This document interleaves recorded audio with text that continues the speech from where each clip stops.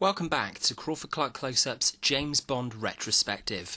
We're ploughing our way through these films in much the same hastiness as Bond gets through women, and we've made it to the 9th official film in the series, the usually maligned The Man with the Golden Gun. Having proven himself a worthy successor to Connery and Lazenby in the lead role, Roger Moore was feeling decidedly more comfortable when pre-production began on his second Bond adventure. The Man with the Golden Gun was finally going into production after Fleming's final Bond novel was initially going to be released as the follow-up to You Only Live Twice at the end of the 1960s, with filming to take place in Cambodia. With the unrest in the country, the idea was shelved, and Golden Gun wouldn't go into production for another 6 years. Whilst Fleming was writing what would become his final Bond novel in early 1964, he was visited at his home Goldeneye in Jamaica by none other than the real James Bond, the writer of the book Birds of the West Indies, from which Fleming stole the name for his protagonist. Fleming told his publishers that he had run out of puff and zest by the time he began writing Golden Gun, so this would be Bond's final mission by his hand. Cubby and Harry decided to reconfigure a lot of the action from Fleming's final novel for the film adaptation and take Bond to exotic Asia to add more colour and vibrancy to the story. Returning screenwriter Tom Mankiewicz had a story outline in place in August 1973, which included MI6 operative Mary Goodnight, Bond's former secretary in the novels, as his love interest. Also included are Scaramanga's mistress Ursula, midget manservant originally known as Demitas, Chinese businessman Good Fat and his brother Bad Fat, who runs a Hong Kong film studio making martial arts movies, location scouting of the Middle and Far East, including Beirut, Singapore and Iran, took place in late 1973. Mankiewicz decides to abandon the project, feeling that he's not giving his best work, and the reins are handed over to Richard Maybaum, who fleshes out the Solex agitator MacGuffin we see in the finished film, changes Scaramanga's mistress to Andrea, and has gangster Rodney duelling with Scaramanga in his shooting gallery at the beginning of the story, overseen by Scaramanga's servant, now known by the name Knick-Knack. The final shooting script, delivered in April 1974, was further revised during filming and would ultimately amalgamate Maybaum and Mankiewicz's story elements together. The first couple of months of shooting saw the cast and crew traverse a number of locations. Shooting began in Hong Kong over April and May 1974, then would move to Bangkok for the last 2 weeks of May. The island of Phuket, home to Scaramanga's Island, and now a tourist attraction referred to as James Bond Island that my wife and I had the pleasure of visiting on our honeymoon 5 years ago, is used for filming in the last week of May 1974 before the crew returned to England and Pinewood Studios in mid-June for the remainder of the shoot. Principal photography actually began on Golden Gun on April the 18th, 1974 at Kalping Kan Island in Phuket for Scaramanga's hideaway. After the gun barrel, we open with Scaramanga and Mistress Andrea relaxing on the beach before the gangster arrives on the island and Scaramanga tries to retrieve his golden gun to assassinate him in his own funhouse. From the outset, it's clear to see that this story is going to be more entertaining and focus more on overt humour than playing it straight. Hervé Villechaise's Knick-Knack begins to grate on the nerves after only a couple of minutes, which doesn't bode well, but Christopher Lee's Scaramanga is inspired casting. Unless you count the mannequin of Bond that Scaramanga shoots at with glee at the end of the pre-titles, this is the second consecutive film in the series where Bond does not make an appearance in the opening of the film. This would mark the last time filmmakers would exclude Moore as Bond, or any actor playing 007 for that matter, from the opening sequence. From here we launch into Lulu's title song, probably the weakest up to this point in the series, with its suggestive lyrics that even Moore himself later questioned how the filmmakers were able to get away with, over Maurice Binder's colourful but vacuous title design, which reuses a number of stylistic choices from Live and Let Die and just comes across as a little tired. Returning to score the film after a break on Live and Let Die is John Barry, and his musical accompaniment to the film highlights the exotic globe-trotting of the narrative and the intrigue of Scaramanga fairly well, but falls short of being one of his best contributions to the series. Moore looks more comfortable second time around in the role and is one of the constants of the film, maintaining the pace of the story and keeping it from flagging in his delivery of fantastic one-liners. Speak Now or Forever Hold Your Peace being a standout with Senor Lazar in the first act, and Moore's charm is infectious throughout.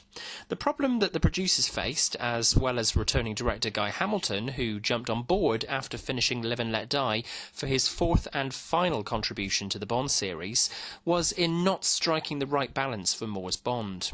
He's a charmer one moment and then twisting Andrea's arm behind her back the next for information. This works with Connery and Lazenby, but leaves a sour taste with Moore.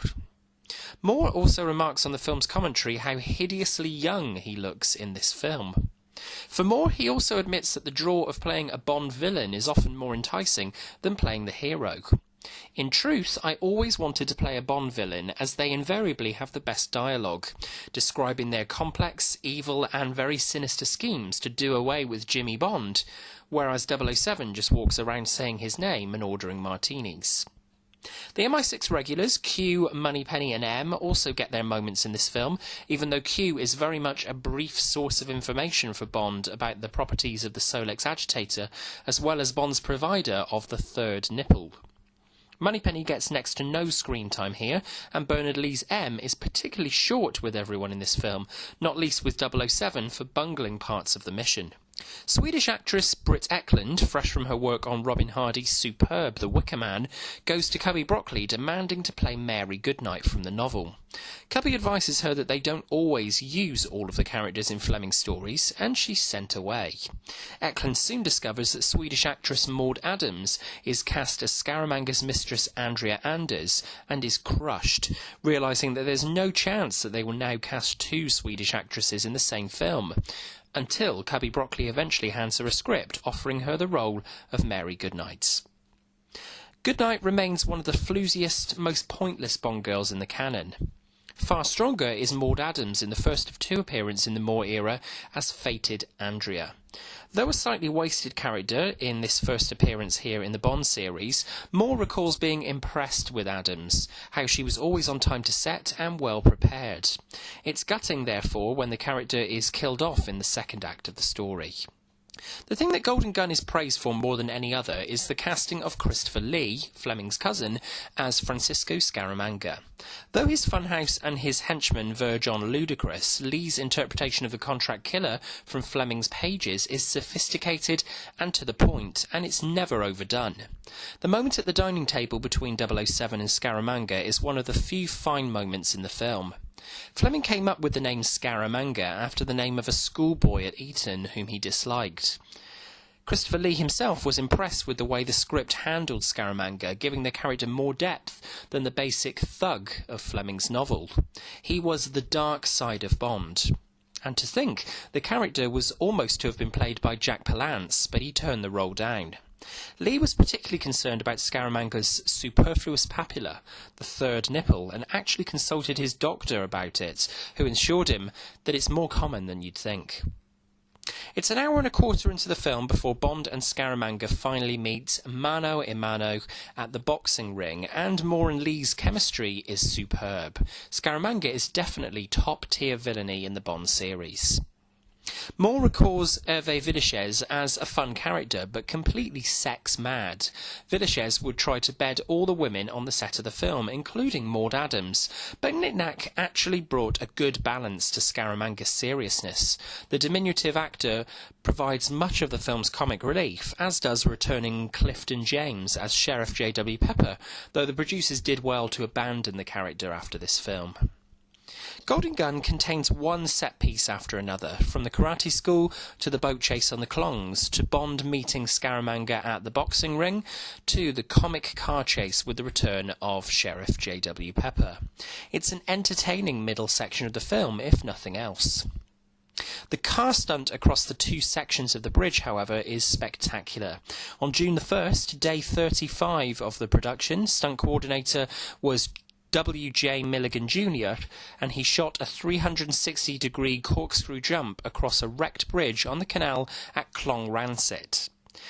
The jump was performed by Lauren Bumps Willett in Bond's red AMC Hornet X hatchback and was completed in one take. Roger Moore actually went up to the stunt drivers in such admiration, having seen the stunt be performed, that he proclaimed in tears, "You guys made me look good." The only thing that undermines the stunt is the inclusion of the penny whistle effect as the jump happens. John Barry records that it was his idea to include the effect, and Cubby didn't like it. "I took this liberty of poking fun and made a mockery out of Bond." Regardless, it remains today one of the standout stunts in the series. As we approach the film's finale and the enormous set for Scaramanga's plant on the island, it's interesting to note that the set is a miniature constructed by Derek Meddings. It looks so authentic on screen that you'd never realise, and is another of the reasons why the Bond pictures work as well as they do. Moore later recalled that the destruction of Scaramanga's island wasn't his favourite day on set, as Britt Ekland was terrified of the explosions, and he was often worried for her safety and his own. It's actually a fairly low-key finale by Bond standards, more a showcase for Christopher Lee's excellent Scaramanga. If only Bond had gone up against Christopher Lee in a stronger film. The sequence where the real 007 takes the place of the Bond mannequin and shoots Scaramanga is a terrific moment. It's obviously going to happen, but the look on Scaramanga's face when he's shot before he falls to the ground is brilliant, making us, for a brief second, sympathise with the villain. The final day of principal photography on the film, August the 23rd, 1974, actually saw the interiors of the real Bottoms Up Club recreated on Pinewood's D stage. Maurice Binder was working on the titles for the film 2 days earlier, on August the 21st. The scene with Saida, the belly dancer, in her dressing room was the final scene shot in the production schedule. In the original script, Bond dispatches some heavies to then find Saida in bed, and Bond undresses to make love to her with the line, "The things I do for England." Saida wakes to find Bond and the golden bullet are gone. Moore hoped that he could take his nice blue suit home at the end of filming, but Cubby destroyed these hopes by appearing at the side of the set and chucking a bucket of paste over Moore. The Man with the Golden Gun would mark the final co-production between Cubby Broccoli and Harry Saltzman. Saltzman had originally gained the rights to Fleming's novels and had joined with Broccoli to bring James Bond to the screen. After 12 years, the partnership dissipated, and now Cubby was on his own, having to carry on the mantle of seeing Bond into the future. The Man with the Golden Gun, though a whimsical and engaging entry in the series, was a box office disappointment. Production was undoubtedly rushed for this film, as the producers wanted to capitalise on the success of Moore's Bond after Live and Let Die a year before. This would consequently end up being the last time that a Bond picture would be released over a 1-year gap. Cubby Broccoli would use the next 2.5 years to ensure The Spy Who Loved Me would bring Bond back with a bang. From Crawford-Clark Close-Up. Take a chance on me. Sorry. What are your thoughts on Moore's second Bond outing? Is it one of your personal favourites? Let us know your thoughts, good or bad, in the comments below, and don't forget to subscribe to Crawford-Clark Close-Up at the top of the page if you enjoyed this review. Come and find us on Facebook and Twitter, and drop us an email with suggestions for future reviews on the channel to crawfordclarkcloseup@gmail.com. Our James Bond retrospective will return with our thoughts on the 15th anniversary Bond picture and 10th film in the series, The Spy Who Loved Me. Thanks for watching, and until next time, that's a wrap.